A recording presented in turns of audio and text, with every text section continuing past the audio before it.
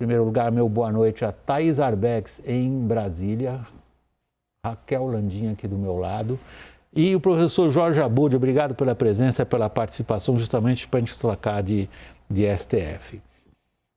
Vamos começar então a análise. A Procuradoria-Geral da República pediu que o Supremo arquive ações contra o presidente Jair Bolsonaro e aliados do governo em investigações que foram abertas após o relatório da CPI da pandemia.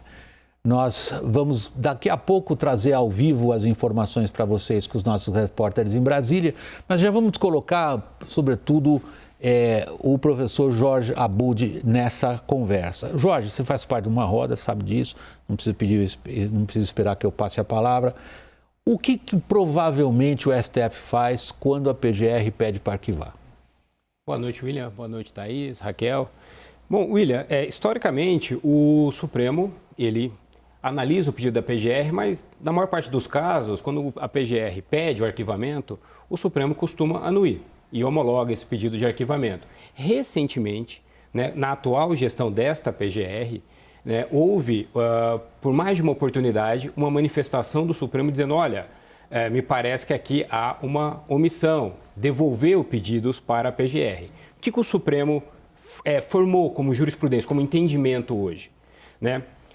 Em boa parte dos pedidos da PGR para arquivamento de inquérito, quando a PGR entende que não houve crime ou não há conduta criminosa... Que é o caso nesse pedido assinado pela subprocuradora Lindora. Isso, na maior parte desse pedido, né? Exatamente isso, esse caso. O Supremo consolidou o entendimento de que a última palavra sobre arquivamento é do relator, né? Ou do Supremo, se houver um recurso naquele caso. Então, o Supremo pode avaliar esse pedido e, eventualmente, não promover imediatamente o arquivamento. Thaís, o que se ouve em Brasília a respeito dessa possibilidade do Supremo, eventualmente, não acompanhar o pedido de arquivamento? Olá, William, boa noite para você. William, esse caso específico, ele tem algumas nuances porque a gente está falando de um conjunto de ações. E ações que não estão com a mesma relatoria. Ou seja, não estão nas mãos dos mesmos ministros.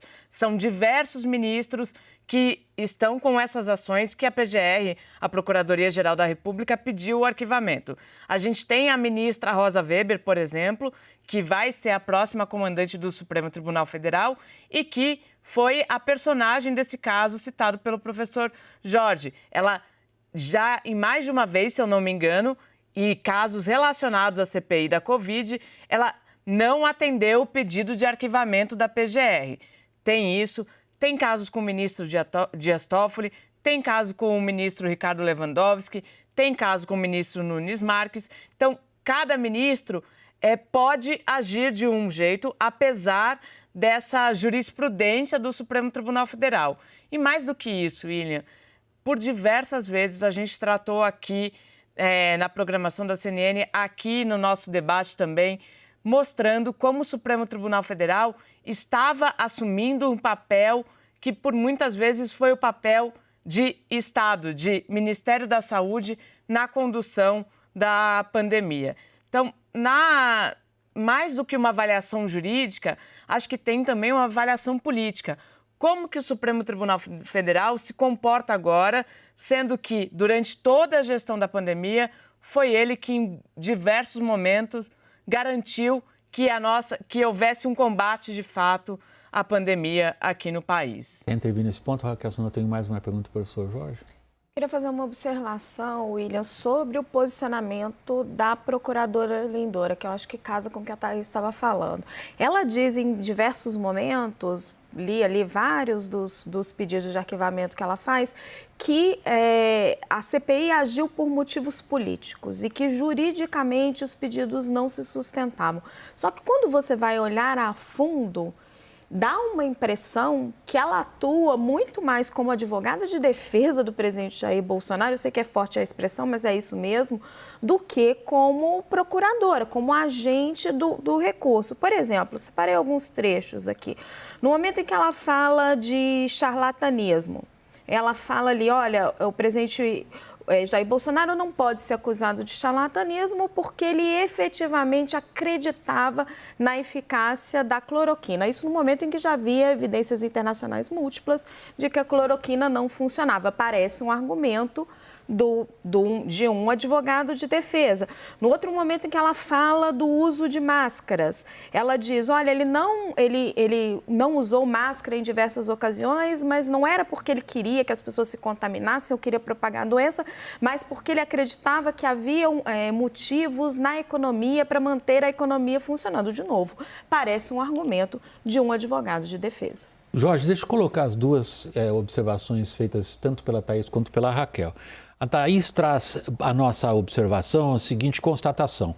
O Supremo teve uma atitude muito proativa durante a pandemia. Inclusive, chamávamos na gíria jornalística o ministro Ricardo Lewandowski de ministro da Saúde do B, porque ele, na verdade, estava ali assumindo funções que se poderia dizer são do Executivo. A Raquel menciona o papel da Lindora como praticamente, a expressão é forte, mas eu acho que ela cabe nesse sentido, de advogada de defesa. O Supremo, como é que você antecipa que possa se conduzir diante dessas duas observações? Vamos lá, William. Primeiro, por que o Supremo teve um papel proativo na pandemia? Porque o Supremo Tribunal Federal ele tem duas funções, que é corrigir inconstitucionalidades do Executivo e do Legislativo e corrigir omissões do Executivo e do Legislativo para proteger direitos fundamentais. Isso, aliado a um fato que a pandemia gerou no Brasil, qual que é esse fato? A pandemia gerou no Brasil um conflito entre entes federativos. A União Federal entrou em conflito sobre a gestão da pandemia com os estados. E quem é o árbitro para definir isso? Também é o Supremo Tribunal Federal. Então, desse ponto de vista, a participação do Supremo você a define como apropriada. E a da PGR? A participação do Supremo foi completamente apropriada. A da PGR, se a gente for analisar historicamente, vamos trabalhar com elementos factuais que a gente tem. Então, por exemplo, raramente a gente vislumbrava o Supremo pedir para a PGR reexaminar se aquele pedido de arquivamento deveria ser feito ou não. Isso demonstra, né, se a gente analisar sistematicamente, uma insatisfação. Se a gente olhar a carreira, né, também não me recordo de ter havido tantas manifestações assinadas por membros do Ministério Público Federal, Estadual, entidades, né, contestando a atuação da PGR. Então, nesse cenário, né, me parece que o Supremo pode vir a analisar ou não esse pedido de arquivamento sob esse viés da revisão dessa decisão. Thaís, evidentemente a postura da PGR foi excepcionalmente criticada nos círculos políticos em Brasília. Há alguma esperança que o Supremo entre para valer nessa questão também? William, talvez seja um pouquinho cedo para a gente ter um diagnóstico de fato sobre isso, porque, volto a dizer, são ações com diferentes ministros. E embora a gente saiba que muitos digam que são ilhas, né, são 11 ilhas dentro do Supremo Tribunal Federal, a gente precisa olhar o que há de pano de fundo para essas eventuais decisões. O Supremo, no foco dos ataques do presidente Jair Bolsonaro, isso não dá para deixar de considerar. Esse pedido da PGR, às vésperas das eleições, então todo esse ambiente conturbado pré-eleitoral, ele tem um peso bastante forte neste momento. Porque se o Supremo Tribunal Federal, porventura, decide não acatar os pedidos da PGR, ou grande parte dos ministros decidem não acatar esse pedido da PGR e pedem uma reconsideração, a gente vai voltar para aquele cenário de embate bastante forte entre o Palácio do Planalto e o Supremo Tribunal Federal. Se porventura acata, é aí que o Supremo fica exposto, porque o Supremo Tribunal Federal, volto a dizer, foi basicamente o guardião da saúde durante a gestão da pandemia. Então, há até perdi a palavra aqui, mas há uma dificuldade para essa ação de fato, para como que os ministros vão agir, como que eles vão conseguir responder à sociedade de uma forma que não sejam, mais uma vez, julgados e garantir que haja um ambiente político não mais conturbado. Raquel e Jorge, vamos com o nosso repórter Nolan Roberto, agora ao vivo de Brasília. e ele vai trazer para nós as reações dentro do Legislativo, dentro da CPI. Nolan, boa noite para você, as informações. Muito boa noite para você, William. Boa noite a todos que acompanham o WW. William, vou trazer aqui algumas falas dos principais membros ali da CPI, que são o presidente da CPI, o vice-presidente e também o relator dessa CPI da pandemia. A gente começa com o senador Renan Calheiros. Eu vou até abrir aspas aqui para o que disse o senador Renan Calheiros. Ele fala o seguinte, abre aspas, depois de ilusionismos jurídicos por quase um ano, a PGR sugere engavetar as graves acusações contra Bolsonaro durante a pandemia. A blindagem às vésperas da eleição não surpreende ninguém. Fecha aspas. Aí tem também uma reação do senador Omar Aziz, presidente da CPI. Ele diz o seguinte, abre aspas, o pedido de arquivamento das investigações abertas a partir do que levantamos na CPI da Covid é um desrespeito à memória e às famílias das mais de 670 mil vítimas da pandemia. Sempre disse que a CPI não buscava a vingança. Fecha aspas. E aí o senador Randolfo Rodrigues, vice-presidente da CPI, diz que os membros da CPI vão acionar o Supremo Tribunal Federal contra esse arquivamento. Ele listou uma série de pedidos que a CPI da pandemia vai fazer ao Supremo Tribunal Federal. E aí, entre eles, ele falou o seguinte, denunciar o modus operandi da PGR que procura não envolver a Polícia Federal e instaurar inquéritos.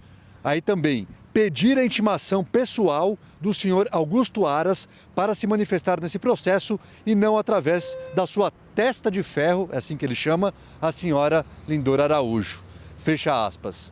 Eu volto ao estúdio com vocês. Obrigado, Nolan. Boa noite para você em Brasília. Jorge, talvez seja um ponto aqui da gente fazer daquela freada de arrumação, digamos assim, para compreensão por parte do público. O que acontece quando a Procuradoria-Geral da República, na percepção dos atores, por exemplo, como está claro agora, os atores políticos, não cumpre o que se acha que ela deveria cumprir? O que está previsto no sistema jurídico brasileiro nesse caso? William, nos últimos anos, a gente percebeu a importância que é a PGR e, consequentemente, uma falha do nosso sistema constitucional, que a médio e longo prazo mereceria uma reforma. Porque uma omissão inconstitucional da PGR, hoje o sistema praticamente não prevê nenhum remédio. Ou seja, esse pedido aí não tem validade? O pedido para a não homologação do arquivamento, ou seja, a continuidade do inquérito, é possível, é viável no sistema e tem jurisprudência do Supremo que possibilita. Mas o impedimento do Aras? Agora, o impedimento do Aras, né, por exemplo, se você impedir o Aras, no caso que é o Procurador-Geral, consequentemente, não necessariamente o impedimento dele é o da vice, e assim sucessivamente. O grande problema é que a palavra final sobre uma ação penal ali é da Procuradoria-Geral da República. Então, essa substituição, só se você fizer o impedimento sucessivo de todos os membros titulares que estão ali, aí sim a gente ter uma situação nova, porque a gente nunca teve uma possibilidade em que o Supremo tenha reconhecido o impedimento do procurador e do vice-procurador-geral da República, aí sim o Ministério Público teria que ter um terceiro nome e poderia mover uma ação. Mas, assim, em termos reais, é uma omissão que o sistema ele não prevê um mecanismo hábil de correção. Deixa eu repetir isso, que é grave. Se a gente acha que a PGR não agiu como deveria ou se omitiu, não há como recorrer a isso. Tecnicamente, não. Para ação penal, a gente fica, infelizmente, no impasse. Que é o mesmo impasse, desculpa, Bruno, só para fazer um paralelo, claro, se a gente entende que o presidente da Câmara deveria dar encaminhamento a um pedido de impeachment. Também, da mesma forma, a gente não tem um mecanismo que substitua essa decisão hoje, né? Então, o processo político do impeachment fica ou não parado numa decisão de uma única pessoa ali, como também a ação penal aqui no caso do Supremo. Outras ações, a PGR concorre com outros entes, com a AGU, associações, partido político no controle abstrato, mas a ação penal, nessa hipótese, é da Procuradoria-Geral da República. Professor Jorge Abud, muito obrigado pela sua presença, pela participação aqui na nossa roda no WW, sempre muito bem-vindo. Obrigado, boa noite. Foi um prazer.